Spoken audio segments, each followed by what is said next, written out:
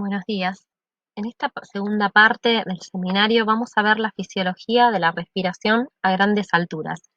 A nivel del mar, la presión barométrica es de 760 milímetros de mercurio. Cuando ascendemos a mayores altitudes como 3040 metros, la presión barométrica va a ser de 523 milímetros de mercurio. Si continuamos el ascenso a 15.240 metros, va a ser de 87 milímetros de mercurio. Esta disminución de la presión barométrica es la principal causa de todos los problemas de la hipoxia en la fisiología de las grandes alturas. A medida que disminuye la presión barométrica, la presión de oxígeno atmosférica disminuye de manera proporcional, permaneciendo en todo momento algo por debajo del 21% de la presión barométrica total. La presión de oxígeno a nivel del mar es de aproximadamente 159 milímetros de mercurio y a 15.240 metros de altitud la presión de oxígeno es de tan solo 18 milímetros de mercurio, lo cual es incompatible con la vida. Por lo menos es incompatible con la vida respirando aire. Hay que recordar que el aire que ingresa en las vías respiratorias va a ser humidificado por las fosas nasales y la presión parcial de los distintos gases va a disminuir por la presencia del vapor de agua. Una vez que el aire llega a los alvéolos, se produce el intercambio gaseoso por difusión rápida, lo que va a generar un gas con una composición gaseosa distinta a la del aire atmosférico. Como vemos en este gráfico, en el aire inspirado el oxígeno está a una presión de 158 milímetros de mercurio, mientras que en el aire alveolar vamos a tener una presión de solo 100 milímetros de mercurio. Esto en parte es por el aumento de la presión del agua, ¿sí? Como el aire inspirado es humidificado, incorpora agua. El agua va a estar en unos 47 milímetros de mercurio. Y también va a ser por la liberación de dióxido de carbono. ¿Cómo son las presiones de oxígeno alveolar a distintas alturas? El dióxido de carbono y el vapor de agua reducen el oxígeno alveolar. Incluso a alturas elevadas, el dióxido de carbono se excreta continuamente desde la sangre pulmonar hacia los alvéolos. Además, el agua se evapora en el aire inspirado desde las superficies respiratorias. Estos dos gases diluyen el oxígeno de los alvéolos, reduciendo de esta manera la concentración de oxígeno. La presión de vapor del agua de los alvéolos permanece en 47 milímetros de mercurio siempre que la temperatura corporal sea normal, y esto va a ser independientemente de la altura a la que nos encontremos. O sea, así sea que yo esté a una presión a nivel del mar o a una altitud de 3.000 metros, voy a tener 47 milímetros de mercurio de presión de vapor de agua. En el caso del dióxido de carbono, durante la exposición a alturas muy grandes, la presión parcial de dióxido de carbono alveolar va a disminuir desde el valor que hay al nivel del mar, que es de 40 milímetros de mercurio, a valores menores. Y en la persona aclimatada, que aumenta su ventilación aproximadamente 5 veces, esta presión de dióxido de carbono va a ser de aproximadamente 7 milímetros de mercurio. Y esto se da por el aumento en la respiración. En la cima del monte Everest, la altura es de 8.848 metros y la presión barométrica es de 253 milímetros de mercurio. De este valor, 47 milímetros de mercurio se deben a la presión de vapor de agua, dejándonos solo 206 milímetros de mercurio para todo el resto de los gases. En una persona aclimatada, habíamos dicho que se usaban 7 milímetros de mercurio de presión para el dióxido de carbono, lo cual nos deja unos 199 milímetros de mercurio. Si el cuerpo no utilizara oxígeno, un quinto de este aire va a ser de oxígeno y 4/5 van a ser para el nitrógeno. La presión de oxígeno de los alvéolos sería de unos 40 milímetros de mercurio. Sin embargo, parte de este oxígeno alveolar residual se está absorbiendo continuamente hacia la sangre, dejando una presión de oxígeno de aproximadamente 35 milímetros de mercurio en los alvéolos. En la cima del monte Everest, solamente las personas que están mejor aclimatadas pueden sobrevivir cuando respiran aire, y apenas, y por muy poco tiempo. En esta tabla lo que vamos a ver es cómo a distintas alturas cambian las presiones de oxígeno alveolar y la saturación de oxígeno. A una altitud de 3.048 metros se va a observar la presión de oxígeno en los alvéolos va a ser de 67 milímetros de mercurio y en una persona aclimatada va a ser aún un poco mayor, de 77. Esto es debido a que hay un aumento en la ventilación alveolar en la persona aclimatada. Esto le permite tener una presión de oxígeno alveolar mayor.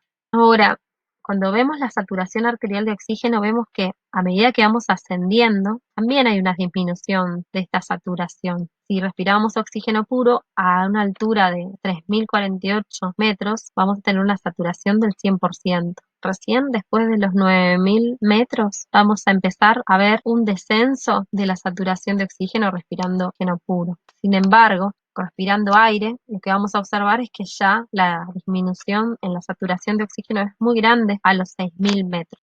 Cuando una persona respira oxígeno puro en lugar de aire, la mayor parte del espacio de los alvéolos, que previamente estaba ocupado por nitrógeno, pasa a estar ocupado por oxígeno. Entonces, un aviador a 9.141 metros podría llegar a tener una presión de oxígeno alveolar de unos 139 milímetros de mercurio, respirando oxígeno puro. Y si respirara aire, la presión de oxígeno sería de 18 milímetros de mercurio, lo cual es incompatible con la vida. También vamos a observar que una persona que respira oxígeno a esa altitud, a 9.145 metros, la saturación de oxígeno va a ser alrededor de 98%, por lo cual, respirando oxígeno puro, esa persona puede estar a esa altitud sin problema. Vamos a ver los efectos agudos de la hipoxia. Como habíamos dicho, a medida que vamos ascendiendo, cada vez hay menor presión de oxígeno, por lo cual se va a generar una hipoxia, una disminución del oxígeno.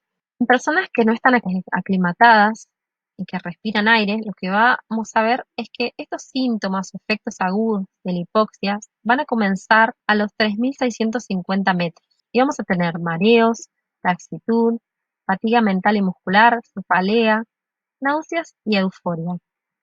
Por encima de los 5.500 metros, lo que vamos a observar son calambres o convulsiones. Por encima de los 7.000 metros, coma seguido de muerte. También vamos a ver una disminución del rendimiento mental, una pérdida del juicio, la memoria y la realización de movimientos finos. Altitudes de 5.500 metros, vamos a ver que hay asentamientos humanos, por lo cual estas personas para vivir en esas alturas necesitan estar aclimatadas. Estas personas nacen ahí, por lo cual a medida que transcurre el tiempo sufren procesos por los cuales ellos van a poder adaptarse mejor a las alturas y al oxígeno a bajas concentraciones. Cuando pasamos los 7.000 metros de altitud, se va a perder el estado de conciencia en una persona no aclimatada, y también en una persona aclimatada vamos a estar en niveles de hipoxia bastante grandes. Para poder seguir ascendiendo, lo que vamos a tener que hacer es respirar oxígeno puro, oxígeno al 100%. De esta manera podemos llegar a la cima del monte Everest sin problema, que está a los 8.800 metros aproximadamente. También podemos llegar a altitudes de 10.400 metros sin problema, ya que a esa altitud vamos a obtener una presión alveolar de oxígeno de 100 milímetros de mercurio, que es comparable con la presión de oxígeno que tenemos a nivel del mar respirando aire. Por arriba de los 13.700 metros, la presión alveolar de oxígeno va a ser de 40 milímetros de mercurio, por lo cual ya estamos en un límite demasiado bajo de oxígeno, y aquí se va a producir la pérdida del estado de conciencia si se sigue respirando oxígeno puro por más tiempo. Este sería el límite al que podemos llegar respirando oxígeno puro. Si queremos seguir ascendiendo, vamos a tener que utilizar la presurización. Sin presurización, si pudiéramos seguir independientemente de la hipoxia, si no existieran estos daños, lo que veríamos es que a los 19.200 metros los líquidos corporales hierven a 37 grados, por lo cual tampoco podríamos seguir ascendiendo. O sea, la única manera de seguir ascendiendo va a ser bajo presurización. Los efectos de la respiración crónica de cantidades bajas de oxígeno son distintos a los efectos que se producen de forma aguda. Los escaladores han observado que cuando ascienden lentamente una montaña, a lo largo de periodos de días, respiran con una profundidad mucho mayor, por lo tanto pueden soportar concentraciones atmosféricas de oxígeno mucho menores que cuando ascienden rápidamente. Este fenómeno se denomina aclimatación. En un plazo de 2 a 3 días, el centro respiratorio del tronco encefálico va a perder 3/4 de su sensibilidad a las modificaciones de la presión de dióxido de carbono y de los iones hidrógeno. Deja entonces de producirse la eliminación excesiva de dióxido de carbono con la ventilación, que normalmente inhibiría el aumento de la respiración, y el oxígeno bajo, bajas concentraciones de oxígeno, pueden activar el aparato respiratorio hasta un nivel mucho mayor de ventilación alveolar que en condiciones agudas. A diferencia del aumento del 70% de la ventilación que podría producirse después de la exposición aguda a un oxígeno en bajas concentraciones, la ventilación alveolar con frecuencia aumenta entre un 400 y 500% después de 2 a 3 días de respirar pocas cantidades de oxígeno, lo que contribuye mucho a aportar oxígeno adicional al escalador de montaña. ¿Cómo se produce la aclimatación a una presión de oxígeno baja? Una persona permanece a alturas elevadas durante días, semanas o años y de esta manera va a aclimatarse cada vez más a la presión de oxígeno baja, de modo que se producen menos efectos adversos sobre el cuerpo. Después de la aclimatación, es posible que la persona trabaje más sin los efectos de la hipoxia o ascienda incluso a alturas superiores. Los mecanismos por los cuales se produce la aclimatación son: por un lado, va a haber un aumento de la ventilación pulmonar, un aumento del número de eritrocitos. Se va a producir también un aumento en la capacidad de difusión pulmonar, un aumento de la vascularización en los tejidos periféricos y un aumento de la capacidad de las células tisulares de utilizar el oxígeno a pesar de la presión de oxígeno baja. Aquí podemos ver el efecto de una presión de oxígeno arterial baja para estimular la ventilación alveolar, cuando la concentración de dióxido de carbono arterial y las concentraciones de protones se van a mantener normales. Esto se da, por ejemplo, cuando vamos ascendiendo, debido a que a medida que uno asciende, la presión de oxígeno disminuye, pero la presión de dióxido de carbono se mantiene relativamente constante, a menos que haya un aumento en la ventilación. Se puede ver que cuando la presión de oxígeno arterial es mayor a 100 milímetros de mercurio, no va a haber efectos sobre la ventilación alveolar, o sea, no va a haber un aumento. Ahora, cuando la presión de oxígeno arterial comienza a disminuir, vamos a ver más o menos a los 60 milímetros de mercurio que comienza a aumentar la ventilación alveolar. Se va a ver un aumento del doble a los 60 milímetros de mercurio de presión de oxígeno. Si seguimos bajando la presión de oxígeno arterial, vamos a ver que también la ventilación va a aumentar mucho más y podemos llegar a ver hasta 5 veces de aumento de la ventilación, por lo cual el estímulo de hipoxia es bastante fuerte cuando las presiones de oxígeno arteriales son menores a 60 milímetros de mercurio. Ahora, ¿cómo se produce la aclimatación? Vamos a ver que hay un efecto inicial rápido y un efecto más tardío que se produce a los días o las semanas. Cuando hay una disminución de la presión en el aire inspirado, una disminución de la presión de oxígeno y se produce una hipoxia, vamos a ver que hay una disminución en la presión de oxígeno en la sangre arterial. Esta disminución va a estimular a los quimiorreceptores periféricos y de esta manera estos van a estimular al centro respiratorio del tronco encefálico a que haya un aumento en la ventilación alveolar. Este aumento de la ventilación alveolar, a su vez, va a volver a aumentar la presión de oxígeno arterial y va a aumentar también el pH. El aumento de la ventilación alveolar, a su vez, va a disminuir la presión de dióxido de carbono. Esto se va a producir porque al aumentar la ventilación se va a intercambiar más rápidamente y va a disminuir entonces esta presión. También va a aumentar el pH. La disminución de la presión de dióxido de carbono y el aumento del pH van a inhibir al centro respiratorio del tronco encefálico, haciendo que entonces este aumento de la presión alveolar no sea tan grande, por lo cual la respuesta inmediata va a ser un aumento de solo 1,64 veces la ventilación alveolar.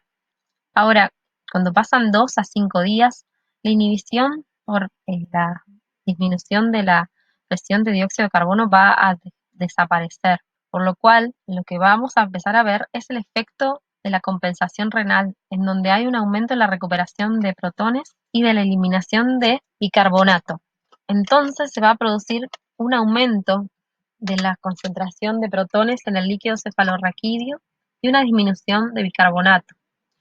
Este aumento de los protones en el líquido cefalorraquídeo va a estimular al centro respiratorio del tronco encefálico, produciendo aún más un aumento de la ventilación alveolar. Por eso, cuando pasan varios días, vamos a ver un aumento de 5 veces y no de solamente 1,64, porque el efecto inhibidor ya no lo tenemos, el efecto inhibidor de la disminución de la presión de dióxido de carbono.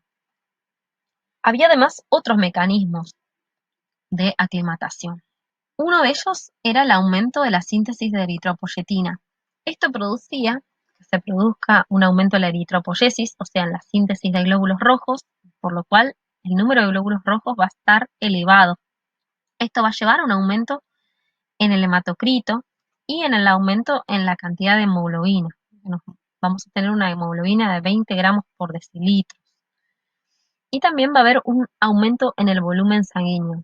Todo esto nos va a llevar a un mejor transporte del oxígeno a los tejidos periféricos que estaban sufriendo la hipoxia. También al pasar semanas va a haber una disminución del gasto cardíaco.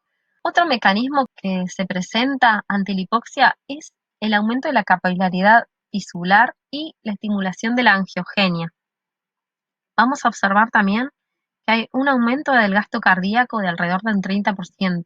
El efecto de la hipoxia y el exceso de carga va a producir a su vez un aumento de la capilaridad del ventrículo derecho y este va a producir un aumento de la presión sanguínea arterial pulmonar. Otro de los mecanismos de aclimatación va a ser el aumento de la capacidad de difusión a través de la membrana pulmonar, que se va a producir por tres factores. Por un lado, porque va a haber un aumento del volumen de la sangre capilar pulmonar.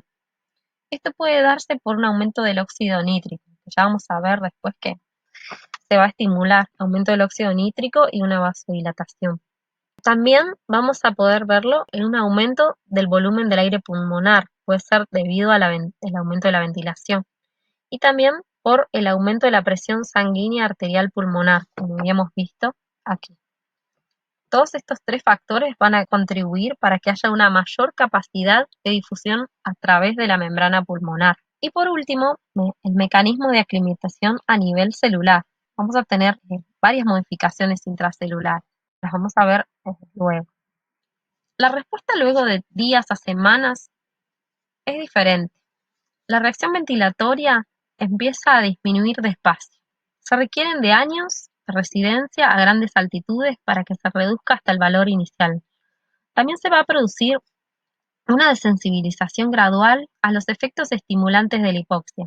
La secreción de eritropoyetina va a aumentar pronto cuando se asciende a una gran altitud, pero luego va a disminuir a los 4 días, conforme a la respuesta ventilatoria que se incrementa y a la presión de oxígeno arterial que se va a ir elevando.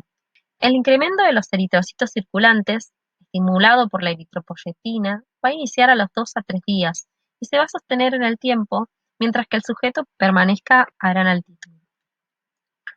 ¿Cómo se produce la aclimatación celular? Se produce a alturas de 4.000 a 5.000 metros. Y lo que vamos a observar es un aumento en la cantidad de mitocondrias celulares y en los sistemas enzimáticos oxidativos celulares, como por ejemplo en el contenido hístico de citocromo oxidasa. Vamos a ver también un aumento de la mioglobina, lo cual va a facilitar el desplazamiento del oxígeno a los tejidos.